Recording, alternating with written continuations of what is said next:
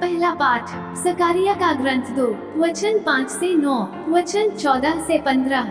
मैंने आंखें उठाकर एक दिव्य दृश्य देखा।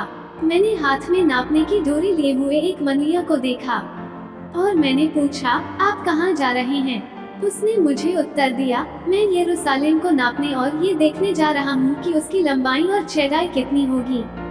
जो स्वर्गदूत मुझसे बोल रहा था वह आगे बढ़ा और एक दूसरे स्वर्गदूत के उसके पास आकर कहा, उस नवयुवक के पास दौड़कर कहिए, यरूशलेम में मनुष्यों और पशुओं की इतनी भारी संख्या होगी कि उसके चारों ओर चारदीवारी नहीं बनाई जाएगी।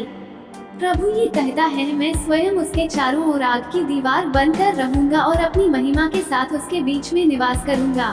प्रभु कहता है, सिय्योन की पुत्री, आनंद का गीत गा, क्योंकि मैं तेरे यहाँ निवास करने आ रहा हूँ। उस दिन बहुत से राष्ट्र प्रभु के पास आएंगे।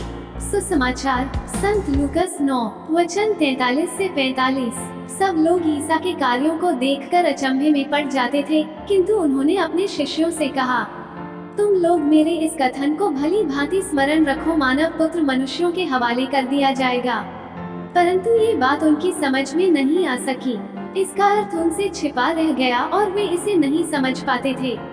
इसके विषय में ईसा से प्रश्न करने में उन्हें संकोच होता था। मनन चिंतन।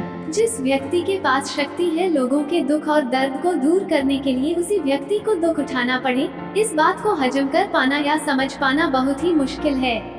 ये बिना मेल होने वाला बात बिल्कुल ही अलग है, जिसे समझ पाना शिष्यों के लिए भी आसान नहीं था।